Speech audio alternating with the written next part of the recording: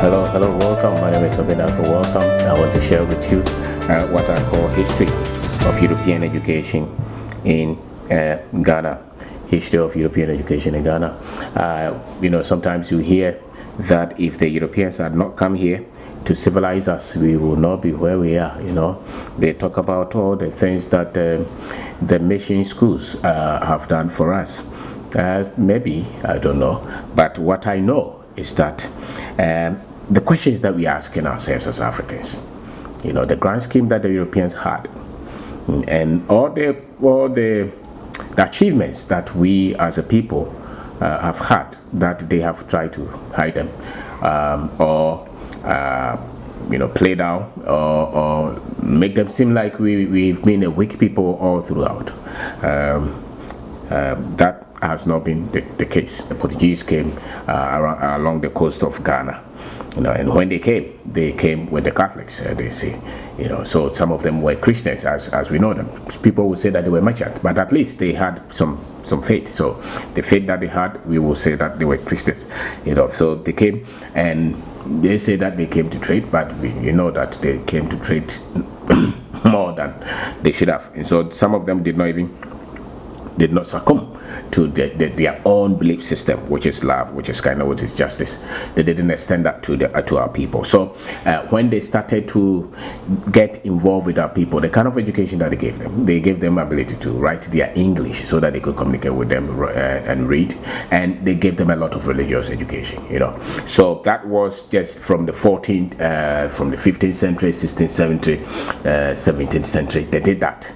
And then somewhere along the 19th century, 1830s, going thereabout, they started to engage a lot of our people, those who had money, the chiefs, the children of the chiefs, or those that they had, had the Europeans, those the mulattoes, what they called the mulattoes, those that the children that they had from sleeping with the African women, they started to give them that kind of education. So their kind of education was not extended to every one of our people. Now, our people had their own system of education. And they will say that it was informal. You see, that's some when you go to the internet, anything that has to describe Africa, they try to use wrong words on them or demeaning words on them. They will call it informal or native or tribal. Those are the things that they will use. But if you go to the fact, as a matter of fact, now if you go to most of our kingdoms and you see the things that they do, those things that they do have had centuries of information. It's transfer of information from one generation to the other. They have had depth. The way they feed their children, the way they eat, the way they keep their records, the way they wear their clothes. A lot of them were not taught by the Europeans. Europeans just came the other day. Thousands of years before the Europeans, the Africans were still living. Now, these facts, see, when they attack our form of education and trivialize them, and brought theirs. The fact is that the kind of education that they brought was just for the reading, for the writing, and for religious education. Our way of industry, our way of science, our way of doing things, our way of production were trivialized. And so when we started to go to their school, the first people that they trained, we started to lose contact with some of the things that we so much knew, the sciences that we know, the trade that we know, the systems, the management systems that we know. The moment we will go to their school, they started to trivialize them. And so up until 1957, that Kwame Nkrumah was the one to give the mass education, free education to a lot of our people. That even did not extend to a lot of places. Now, the content of that kind of education, where you would need a lot of the sciences, the mathematics kind of education to help the people to think and to analyze issues as they should, much of it had not been given to our people. And those were intentional. So most of our people would then become their own science were destabilized, their own religion were attacked. So they came with the Basel education, the Wesleyan, the Methodist people also came alongside. They started to teach them about their Christianity, all those. So we started to do away with our own belief system one way or the other. But they did not give us the ability to think and to look at data in terms of, the things that they started to teach us. So they will say that, oh, they gave us, we have a lot of missionary schools in Ghana. Yes, but look at the courses that they were reading. Look at the courses that they were reading. When they started the so-called industrial revolution, after from the 14th century to the 18th century or the 19th century, that they started to say they had industrial revolution. So after they had collected, invaded a lot of places, had a lot of money, who will not be able to experiment?